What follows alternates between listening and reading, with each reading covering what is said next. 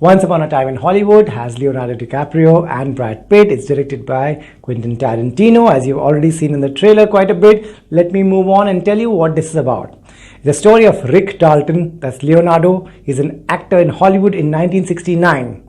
Cliff Booth is his body double, played by Brad Pitt. Now the setting is quite amazing. This is the golden age of Hollywood, in which Rick Dalton, who's done enough television work, is struggling to stay relevant. He's confused whether he should sign more films, different kind of films, like I'm sure most actors were back in the days and even now. The experience of watching this is terrific. There are scenes when he's drunk and he can't get his lines right, and those scenes are absolutely hilarious. The setting is brilliant. It's in fact beautiful, but the narrative is slow, very slow. The problem is that this film is not about one thing, it's about many things. It jumps from one scene, one situation to another one. There's suddenly a fight scene which has an actor like Bruce Lee on the sets. After the fight scene is over, you wonder why was this scene exactly there?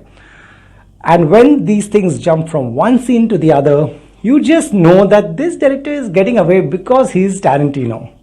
Individually, some scenes are brilliant, like the scenes between the two lead actors, whether they're driving to work in their car and having a conversation, or just sitting at home drinking and watching some television like normal people. But the problem is there's no conflict. This is just plain bland. There's nothing that's happening. All this is not leading up to anything.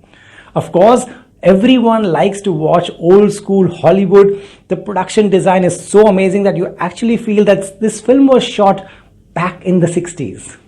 Leonardo is good. In fact, he's very good in some scenes, but Brad Pitt steals the show just by his presence, and I think he has more to do. His character has more shades, and the way he plays out in such a chilled out way, it's quite amazing. I wish Margot Robbie had more to do, because Sharon Tate was such an iconic character. She was murdered in such a way that maybe Tarantino didn't want to touch all that. Fair enough.